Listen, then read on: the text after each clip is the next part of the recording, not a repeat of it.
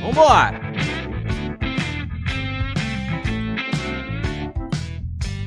Bora, sabadão! Dia 16 de agosto, vamos lá, né?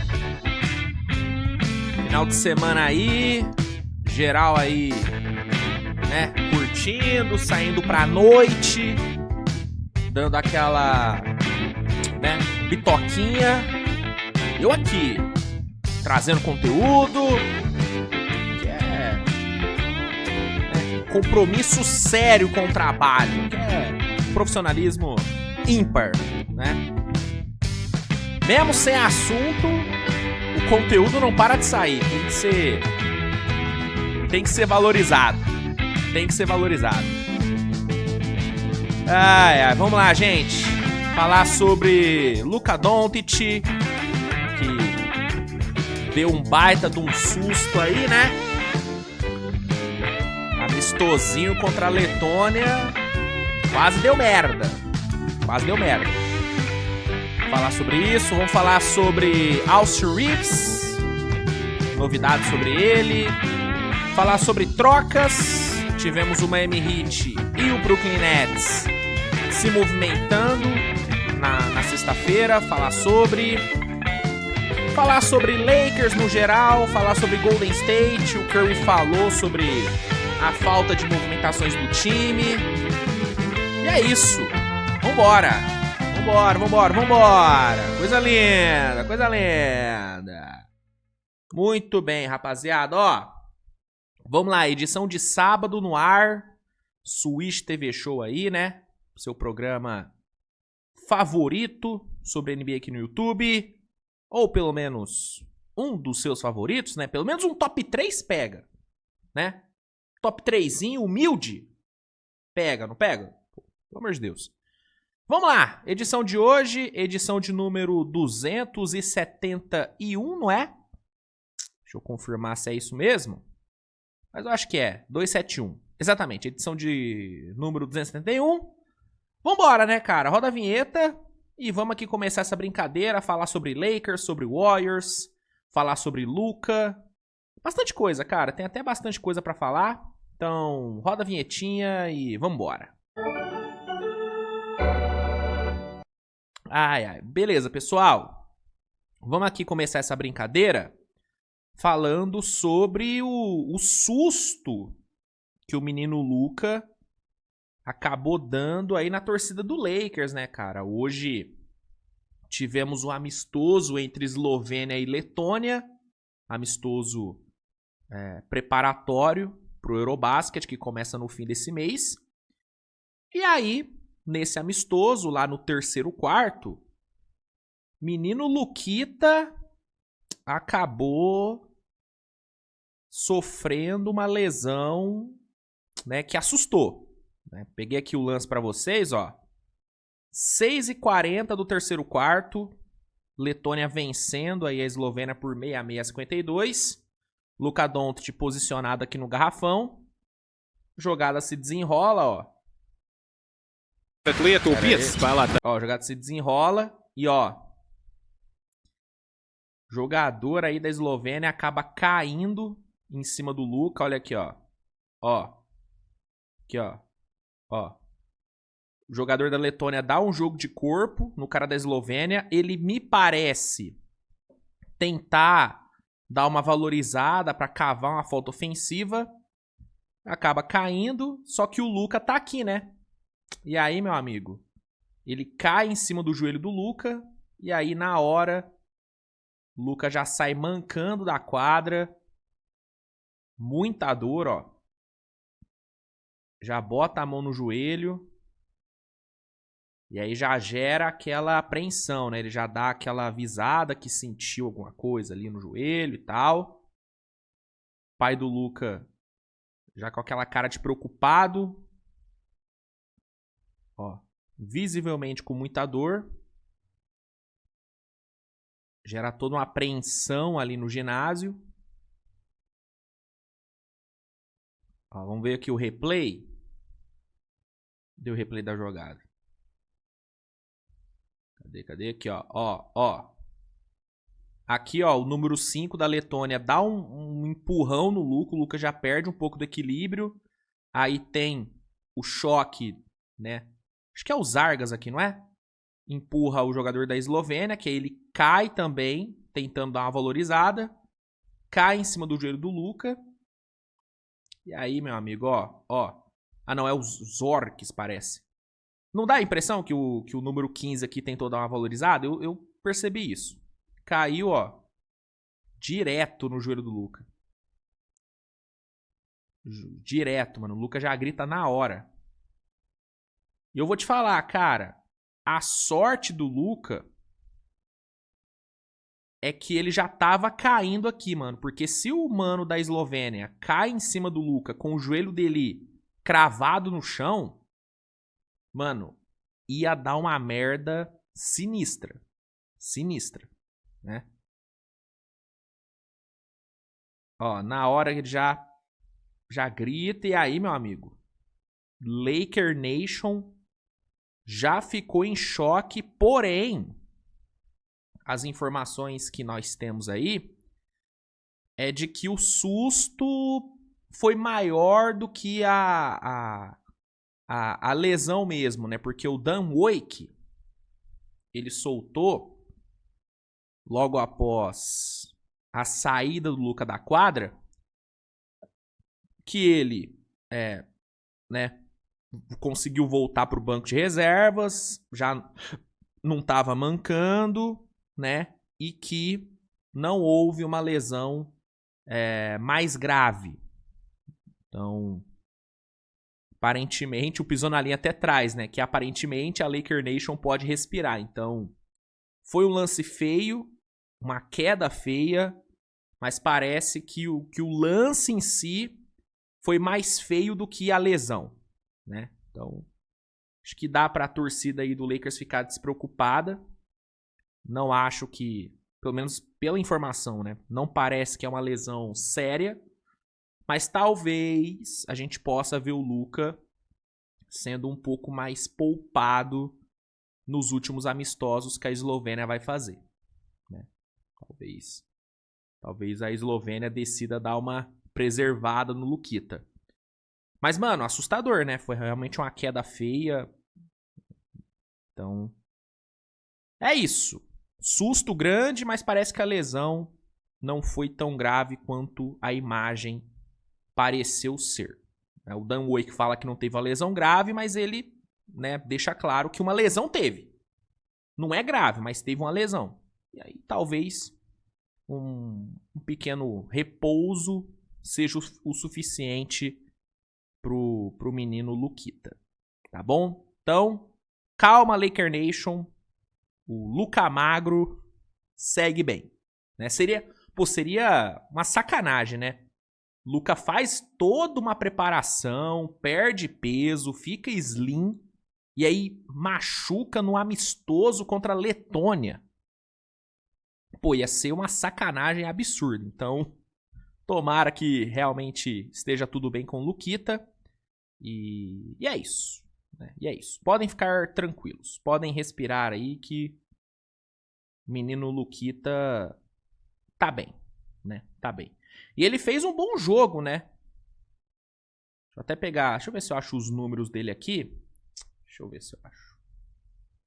Pra passar pra vocês. Cadê? Ó, no primeiro tempo desse jogo, ele meteu 26 pontos, mano. Assim, é surreal, cara. Surreal o que o Luka joga. O que o Luka joga no basquete FIBA. É uma coisa inacreditável. Eu tô vendo aqui um lance do Luka no final do jogo falando algumas palavras pouco amigáveis pra arbitragem. E aqui tá a imagem aqui, ó, passar pra vocês, a imagem do Luka voltando pro jogo, né? Que ele sofreu a lesão, saiu e depois ele voltou pra quadra. Não jogou, né? Não jogou mais, mas ele voltou aqui, ó.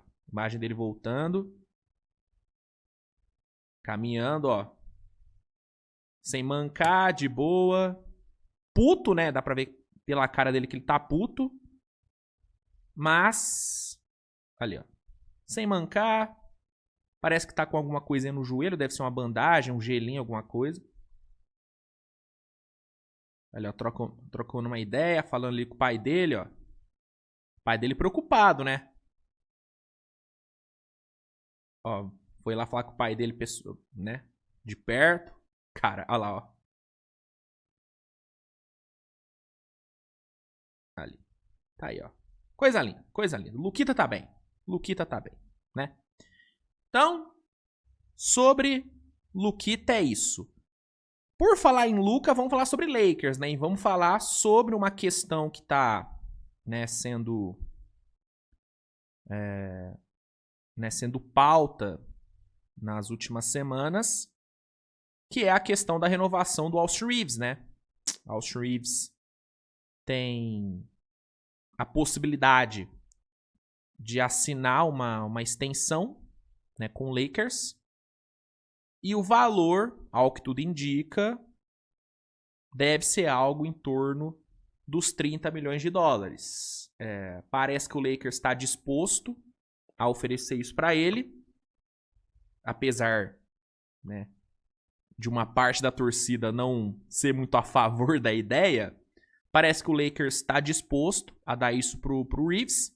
E aí o Jovan Buha falou ontem, né, sobre a questão, e ele trouxe o seguinte report, que ao redor da NBA, a ideia é de que a extensão de Austin Reeves o fará ganhar mais de 30 milhões de dólares anuais, seja no Lakers ou em outro time. E é falado que o desejo do Reeves é ser um Laker pela carreira inteira, né? Então, mais uma fonte confirmando que de fato deve acontecer. O Reeves deve assinar uma extensão, o valor deve ser algo em torno dos 30 milhões. Ele deixa em aberto, né, que pode ser em outro time, mas pelo que a gente vem acompanhando de notícias sobre isso, o Lakers deve ser o time que vai dar essa grana para ele, até porque recentemente saiu aquele report falando que o Lakers está disposto a dar isso pro Reeves, que enxerga ele como o parceiro de backcourt ideal pro Luka para os próximos anos. Então, a tendência é que o Reeves realmente renove aí com o Lakers, 30 milhões anuais deve ser o seu novo contrato. E é o que eu já falei aqui, mano. Eu acho um valor ok pro Austin Reeves. Ah, Luiz, mas... pô, 30 milhões... nem o Kuminga não vai pegar 30 milhões no Warriors. O Cam Thomas não vai pegar 30 milhões no Nets. O Giddey não vai pegar 30 milhões no Bulls. Sim, porque são 3 jogadores inferiores ao Austin Reeves. Gente, o Austin Reeves, em comparação a esses 3, ele tá em outra prateleira. O Austin Reeves, mesmo tendo feito um playoff ruim contra a Minnesota temporada passada, cara, ele fez uma temporada regular melhor do que os outros 3. O Reeves foi um dos melhores jogadores do Lakers temporada passada. O terceiro melhor.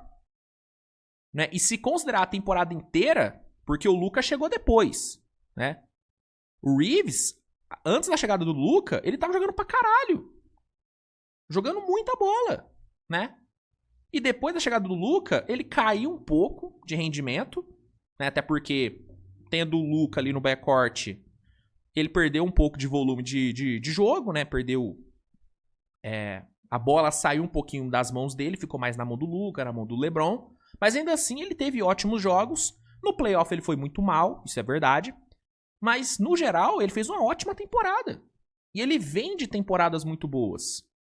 Vem de anos muito bons. Então, o Reeves, ele é muito mais merecedor de um contrato de 30 milhões por ano do que Kuminga, Giddey e Cam Thomas. Mas muito mais. Ele é um jogador muito mais provado na NBA do que os 3. E é um cara que criou uma relação muito boa com o Lakers. Existe uma conexão muito legal entre as partes, entre Reeves e Lakers, né? E tem o fato também de que o Reeves, nos últimos 2 anos, jogou recebendo um valor muito abaixo do que ele merecia. O Reeves teve um dos melhores custos-benefícios da liga nos últimos anos. Então eu acho que ele merece agora ser compensado por isso. E qual melhor compensação do que ganhar 30 milhões por ano jogando em Los Angeles? Então, eu acho que o Reeves merece 30 milhões por ano. Zero me incomoda esse valor sendo pago para ele. E é o que deve acontecer. O Lakers deve assinar essa renovação, mais cedo ou mais tarde ele deve renovar.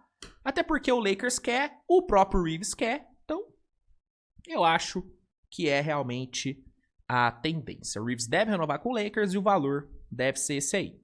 Algo em torno de 30 milhões por ano. Tem que ver o tempo de contrato, né? Se vai ser um contrato de 4, 5 anos. Mais provável é que seja um contrato de 4 anos. Né? Acho que é o mais provável a ser feito. Talvez com a player option no último ano. Acho que essa deve ser a estrutura do novo contrato do menino Reeves, que, só para pontuar, né, trazer aqui os números, vem de uma temporada de 20 pontos de média e quase 6 assistências de média. Com 27 anos. Jogando 73 jogos. Então, disponível, tem uma boa idade, vem da melhor temporada da carreira. Merece. Merece aí receber a grana. Merece ser pago, né? O menino merece ser pago. Saindo não. Vamos continuar no Lakers para falar sobre uma notícia que eu vi saindo, uma matéria, né, que eu vi saindo sobre a possibilidade de termos aí num futuro Nikola Jokic jogando por lá. Isso é algo que vem sendo debatido dentro ali da Laker Nation há algum tempo, né, sobre a possibilidade do Jokic se juntar ao Luka no Lakers aí nos próximos anos. A recusa do Jokic de assinar uma extensão com o Denver agora meio que deu uma alimentada nesses rumores. E aí o Jumper Brasil soltou ontem uma matéria repercutindo uma fala do Dan Wake, do The Athletic, sobre a possibilidade disso acontecer, sobre a possibilidade ou não disso acontecer. E aí eu trouxe aqui a matéria para ler aqui com vocês, e aí eu vou dar a minha parpitada sobre essa parada. Vamos lá. Analista explica a troca de Nikola Jokic para o Lakers. Vamos lá. O Los Angeles Lakers pode tentar uma troca por Nikola Jokic no futuro para agradar Luka Doncic. O astro esloveno, afinal, nunca escondeu o desejo de atuar ao lado do 3 vezes MVP da NBA, uma vez que eles são amigos. Desse modo, para tentar um título da liga, a equipe poderia apostar no negócio com o Denver Nuggets. Dan Wake do The Athletic, no entanto, vê isso como improvável. De acordo com o analista, não há qualquer chance de Nikola Jokic assinar com o Lakers em algum momento. Mais do que isso, ele não acredita sequer na chance de Giannis Antetokounmpo se juntar a Doncic no time do Lakers. Abre aspas. Acho que Jokic ou Giannis seriam alvos realistas de troca? Não, nem de perto. O mercado precisaria estar muito desvalorizado por um jogador dizer que simplesmente iria para o Los Angeles Lakers na agência livre, de forma que os outros 28 times nem considerassem entrar na disputa. Mesmo assim, a oferta do time angelino seria fraca diante dos outros concorrentes. E aí a matéria segue. A saída de Jokic no mercado de troca de fato parece improvável. O servo tem mais 2 anos de contrato garantidos com o Nuggets, além de uma opção para a terceira temporada. Denver, enquanto isso, tem reforçado o elenco em torno do pivô, na tentativa de conseguir vencer mais um título da NBA. Ainda assim, o Lakers poderia apostar em uma mudança de cenário para tentar a troca de Nikola Jokic. O pivô, por exemplo, recusou este ano uma extensão com o Nuggets. Porém, antes mesmo de oferecer a proposta, o dono da franquia, Josh Kroenke, já acreditava que o servo recusaria. Portanto, a franquia não teme que ele desista do projeto no time do Colorado. Né? Então, o Dan Wake, que é um analista de respeito, fala que é muito improvável que essa união Jokic e Doncic aconteça em Los Angeles. E eu tô com ele, tá? Eu acho muito difícil isso acontecer, mas muito difícil. E o principal motivo é que eu não vejo o Jokic querendo ir pra Los Angeles. Ah, Luiz, mas pô, é o Lakers. Quem não quer jogar no Lakers? Gente, não é todo mundo que quer jogar em Los Angeles. Não é todo mundo. Los Angeles não é pra todo mundo. Não é pra todo mundo. Não é nem pro Luka. Ah, mas o Luka tá no Lakers. É, mas ele não queria ir pro Lakers. Se tivessem dado a escolha pra ele, né, o poder de escolha pra ele, ele teria falado, não, eu quero ficar em Dallas, não quero ir pro Lakers. Por quê? Porque além de Los Angeles ser um mercado, né, complicado por conta de toda a pressão, de toda a mídia que envolve Los Angeles, tem também toda a questão dos impostos, pô. O imposto em Los Angeles é um dos mais caros dos Estados Unidos. É uma coisa absurda, né? Então, não é todo jogador que quer ir para Los Angeles. E pelo perfil do Jokic mais, né, ser um cara mais na dele, um cara mais quietão, um cara que não gosta tanto dessa mídia, eu não vejo um mundo onde o Jokic chegue no Denver e fale, ó, eu quero ser trocado pro Lakers. Eu não consigo ver isso acontecendo. Sinceramente, eu não consigo ver isso acontecendo. Ah, mas ele não quis estender com o Denver. Cara, ele só não estendeu com o Denver agora, porque se ele deixar pra estender no fim dessa temporada, ele pega muito mais dinheiro. Tá ligado? Então, mano, eu realmente não vejo esse movimento acontecendo. Por exemplo, eu acho muito mais possível um Nikola Jokic querendo uma troca pro Bucks do que pro Lakers. Por quê? Porque no Bucks, além de jogar com o Giannis, ele ainda estaria num mercado mais tranquilo, numa cidade mais tranquila, com menos imposto do que Los Angeles. Sacou? Faz muito mais a cara do Jokic ir jogar num Bucks do que jogar num Lakers, na minha opinião. Na minha opinião. Né? Mas no duro mesmo, eu não vejo o Jokic pedindo troca pra lugar nenhum. Eu acho que o Jokic, ele tá muito tranquilo em permanecer no Colorado até o fim da carreira dele, mano. Até porque, ficando lá, ele vai pegar uma grana absurda. Ele vai pegar uma grana absurda. Hoje em dia, com o novo CBA e tudo, é muito mais vantajoso pra superestrelas ficarem onde foram draftadas. O caso do Luka é o melhor pra exemplificar isso. Olha a grana que ele perdeu por ter sido trocado pro Lakers. Ah, mas ele vai pegar lá na frente. Beleza, ele pode pegar lá na frente ainda mais dinheiro. Mas ele já podia pegar agora uma bolada absurda. E não pegou por quê? Porque foi trocado. Então, eu particularmente não vejo mesmo o Nikola Jokic indo pro Lakers nos próximos anos. Não vejo. Eu acho mais possível o Giannis ir pro Lakers do que o Jokic. Eu consigo ver o Giannis querendo jogar no Lakers. Eu vejo. O Giannis, ele gosta mais da mídia, é um cara mais midiático, né? Eu vejo ele. Apesar de que, né, o Giannis já provou várias vezes que ele tem um amor muito grande por Milwaukee. Então, não sei até que ponto, nos próximos anos, ele, né, forçaria uma troca, enfim. Mas eu acho mais possível o Giannis fazer esse movimento do que o Jokic. Mas bem mais. Bem mais. Né? Então, enfim. Danwoi que acha que é improvável e eu tô com Danwoi, que eu também acho que é muito improvável Nikola Jokic pedir uma troca pro Lakers. E outra. O que o Lakers vai oferecer numa troca pelo Jokic? Austin Reeves, Hashimura, pique. Gente, não dá, né? Não dá. Assim, o Jokic é um dos jogadores que eu não consigo botar preço. Eu não consigo precificar o Nikola Jokic. Não dá. É o melhor jogador da década. Na minha opinião. Com sobras ainda, tá? Com todo respeito ao Giannis, que pra mim é o segundo melhor dessa década, mas o Jokic tá em outro patamar. É 3 MVP, bichão.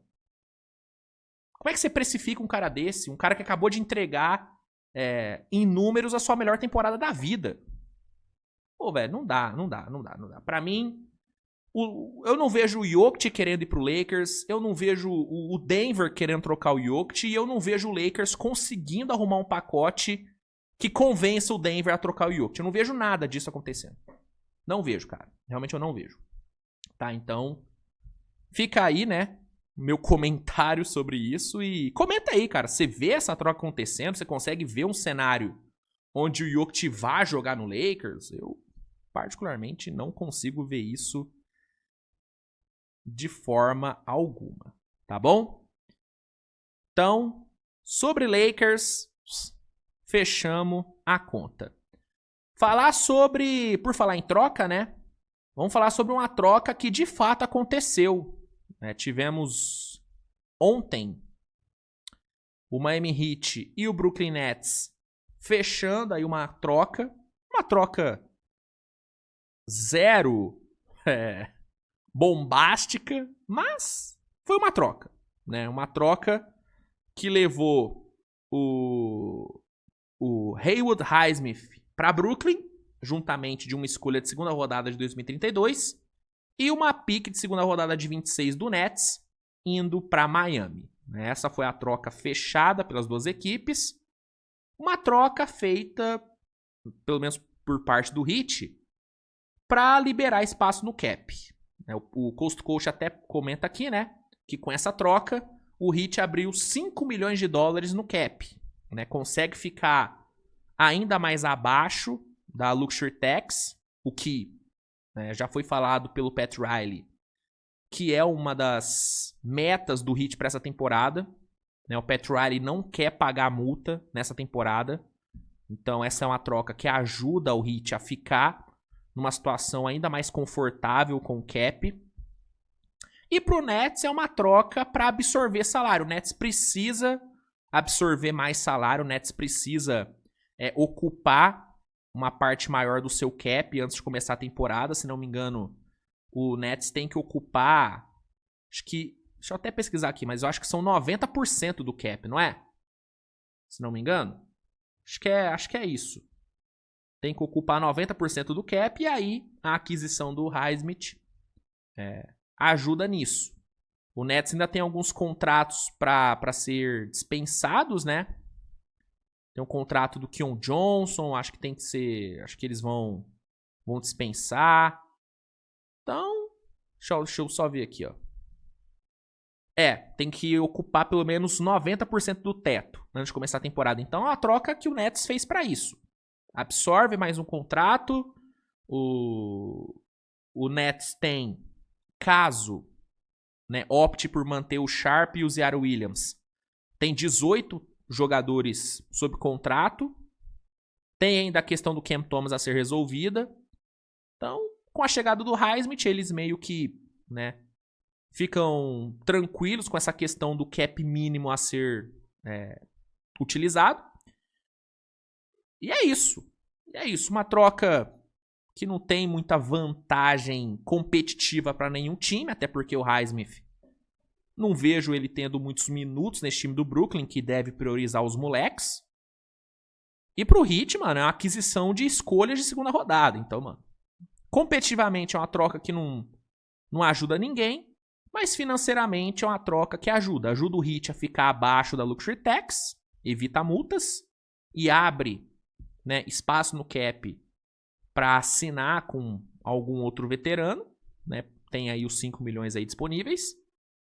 E no caso do Nets, faz com que o Nets fique mais perto de cumprir a meta de cap gasto e vai entrar na temporada aí com esse elenco, que claramente é um elenco de tanque. A gente vai ver o Nets tancando de novo.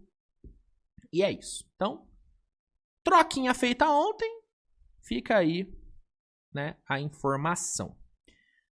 Vamos agora, pessoal, falar sobre Golden State. Golden State que está paradaço no off-season, fazendo absolutamente nada. A gente teve o Curry falando sobre essa inércia do Golden State no off-season. O Curry foi perguntado sobre a off-season discreta do time e ele soltou a seguinte aspa. É diferente, com certeza. Minha confiança se baseia na identidade que conseguimos criar no último terço da temporada regular do ano passado. Temos um time muito bom e sabemos que precisamos de algumas peças para nos ajudar a chegar ao próximo nível. Então, uma resposta bem política do Kirby, né? Ele fala que, pô, esquisito, né, o time não se movimentar, mas temos um time bom, a nossa base, né, ela é boa. Então, uma resposta bem política e assim, mano, até já falei sobre isso quando eu fiz o vídeo ali das minhas expectativas para os times para a temporada. O Golden State, rapaziada, mesmo não trazendo ninguém, ainda é, na minha opinião, um time muito competitivo. É um time com Curry, é um time com Butler, é um time com Draymond Green, é um time que tem alguns role players de qualidade, Buddy Hield tem qualidade, Poe James que tem qualidade, Jackson Davis, Quinton Post, são bons jogadores. Né? Tem o Kuminga que muito provavelmente deve permanecer pelo menos para essa temporada. A tendência é que ele assine a qualificatória e teste mercado em 26. Então é um time bom. E mesmo não se movimentando, tem jogadores que estão engatilhados. As informações são de que Al Horford e DeAndre Melton já estão basicamente certos com o time. Né? O que está travando a chegada dos dois é a questão do Kuminga. Mas assim que a questão do Kuminga se resolver, o que deve acontecer, né, até a abertura do training camp, quando acontecer eles devem chegar. E são dois reforços muito bons. Né? Então, eu entendo o torcedor do Warriors estar desapontado com a falta de movimentos do time, mas é importante lembrar que mesmo se o Warriors não trazer ninguém, ainda vai ser um time muito competitivo nesse Oeste. Eu vejo o Warriors podendo sonhar com uma segunda rodada. Eu vejo. Vai brigar por título? Vai brigar por final de conferência? Cara, acho difícil. Acho bem difícil. Nesse Oeste, acho bem complicado. Mas é um time competitivo. Entendeu? E é um time que tem Curry, Butler e Green, mano. Esse trio é um trio muito bom, mano. É um trio muito bom. Pô, se o Warriors não tivesse tido a lesão do Curry temporada passada contra a Minnesota, cara, o Warriors poderia ter sido finalista de conferência. Né? Apesar de eu enxergar a Minnesota como favorito naquela série, tanto que foi o meu palpite, né? Se não me engano, eu palpitei em Minnesota, tenho quase certeza. Cara, o Golden State tinha condições de ganhar aquela série também, mano. Com o Curry. Se o Curry não tivesse machucado, teria condições. Não tirando o mérito de Minnesota, pelo amor de Deus. Minnesota teve muito mérito. Minnesota fez uma ótima série. Uma ótima série. Mas com o Curry, o Warriors poderia ter ganhado. O Warriors eliminou o Houston. Né? Fez uma ótima série. Tendo perdido o Butler no momento da série. Né, pela lesão que ele sofreu ali naquele lance com o Amon Thompson.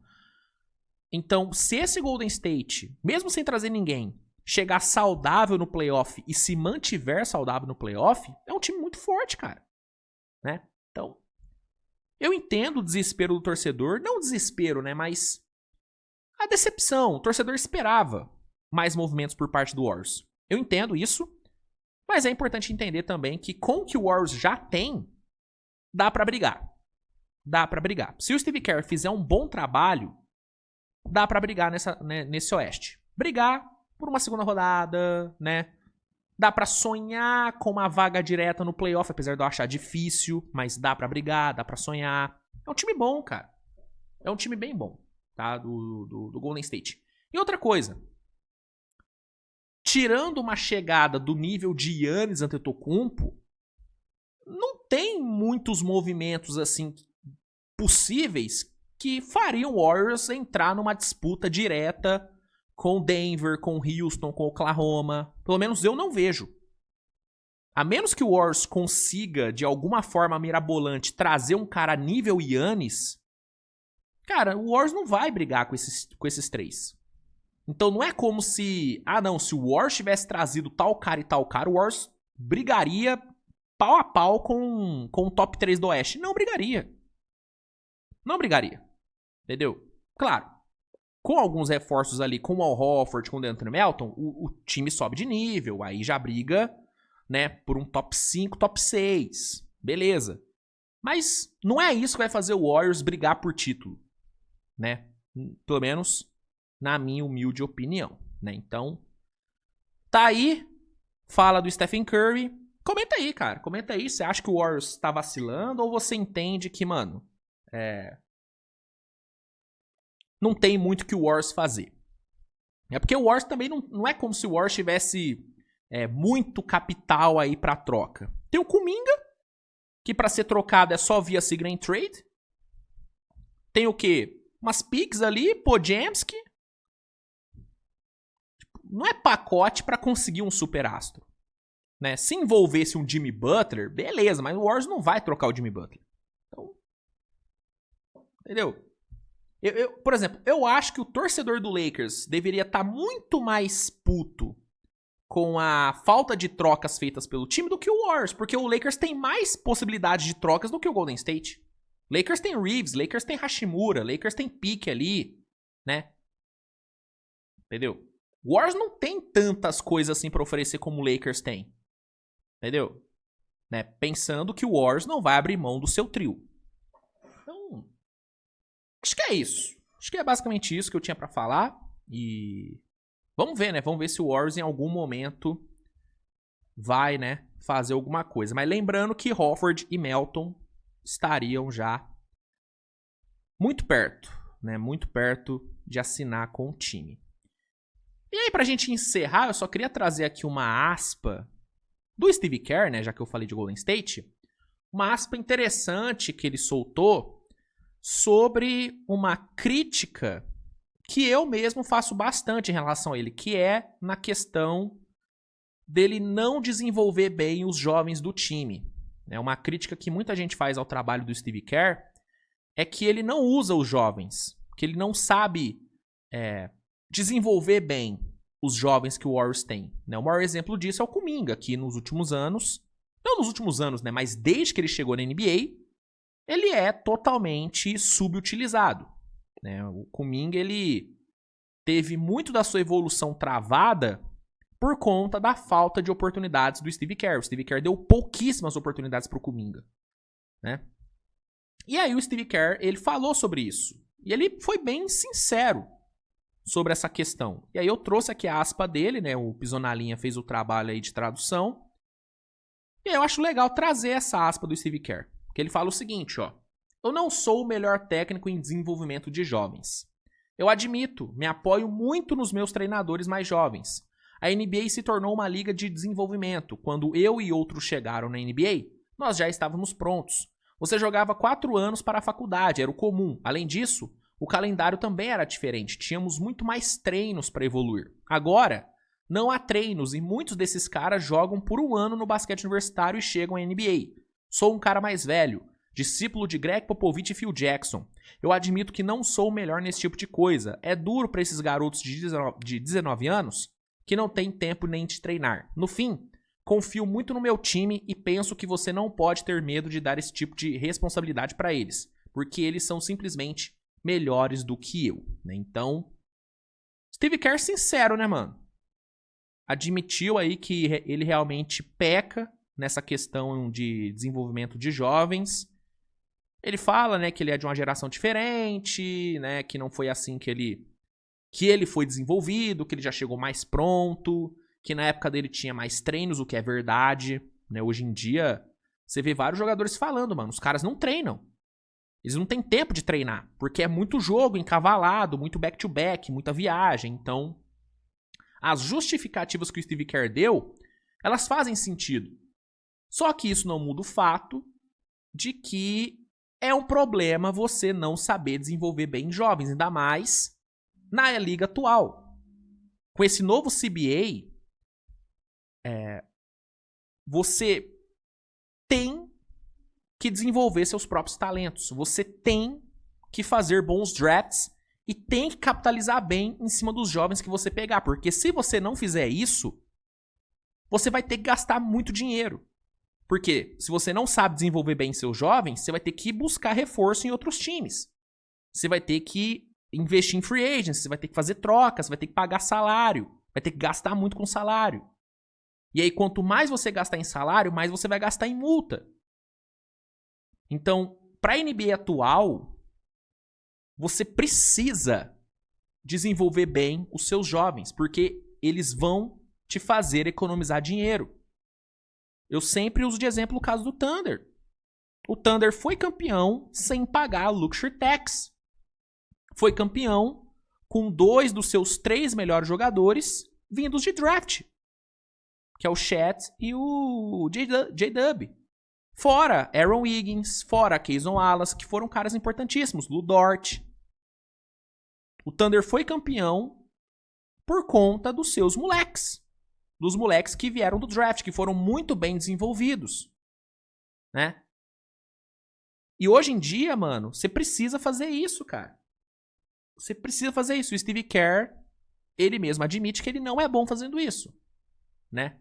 O que, na minha opinião, é um indicativo, ou pelo menos um sinal, de que quando a era Curry terminar, o que infelizmente está próximo de acontecer, né, é fato que estamos muito perto do fim da era Curry, o Warriors vai acabar, né, investindo no novo técnico, porque vai precisar, cara. Você ir para um rebuild tendo um técnico que não sabe desenvolver bem jovens, mano, isso vai te ferrar, mano. Isso vai te ferrar. Isso vai atrasar muito o seu rebuild. Né? Então, eu tenho pra mim que o fim da era Steve Kerr, ela vai acontecer na mesma hora, na mesma timeline do fim da era Curry. Eu acho que quando o Curry aposentar, o Steve Kerr também vai ralar. Porque o Warriors vai precisar desenvolver seus jovens, mano. Não existe hoje em dia você rebutar na liga, você fazer um rebuild na liga sem ter um técnico bom em trabalhar os moleques. E o Steve Kerr não é esse cara. Né? Ele definitivamente não é esse cara. Né? Tanto que pós Clay, Green e Curry, quais foram os jovens que o Steve Kerr conseguiu lapidar bem? Jordan Poole? Talvez. Acho que o Jordan Poole. Né? O Wiseman foi um puta bust, mas aí muito mais na conta do Wiseman do que na conta do Kerr. Você teve quem? Nico Mannion, que não deu certo.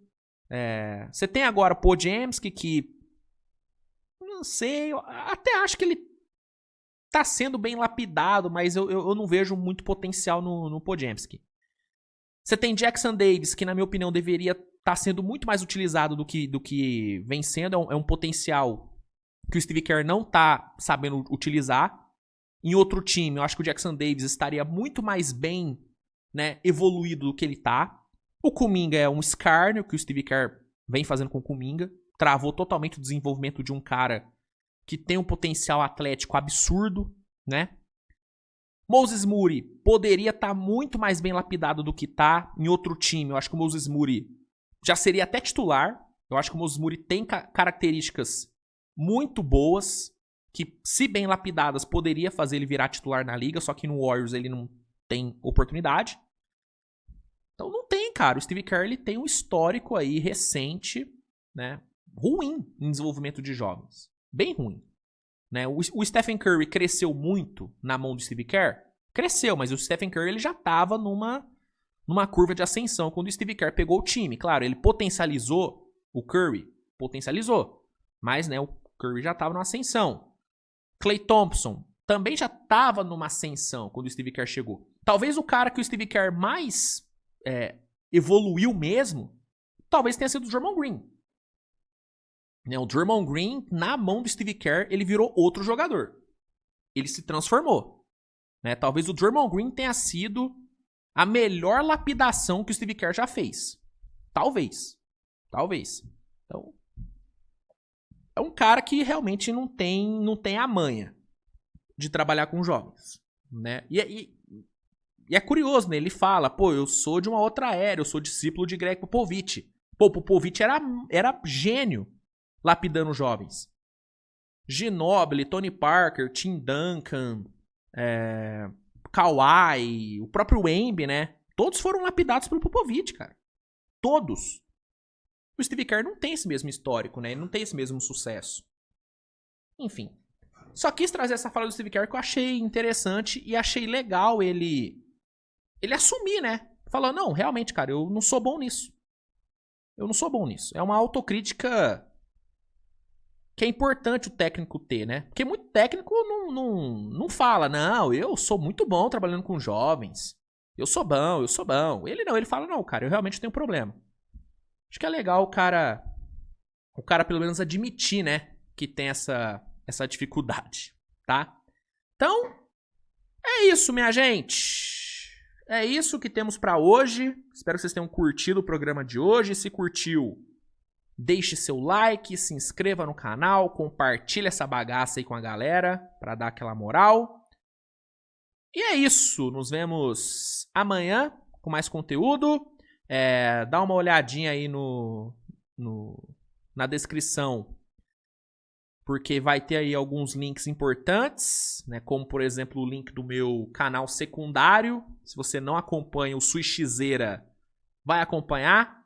Conteúdinho aí de react pra vocês. Todo dia saindo conteúdo, então acho que vale a pena vocês darem uma moral. E tamo junto, gente. Fiquem bem. Até a próxima. Beijo no coração de vocês. E tchau. Deixa eu tocar a musiquinha pra gente encerrar com o clima lá em cima. Vai. Vai. Vai.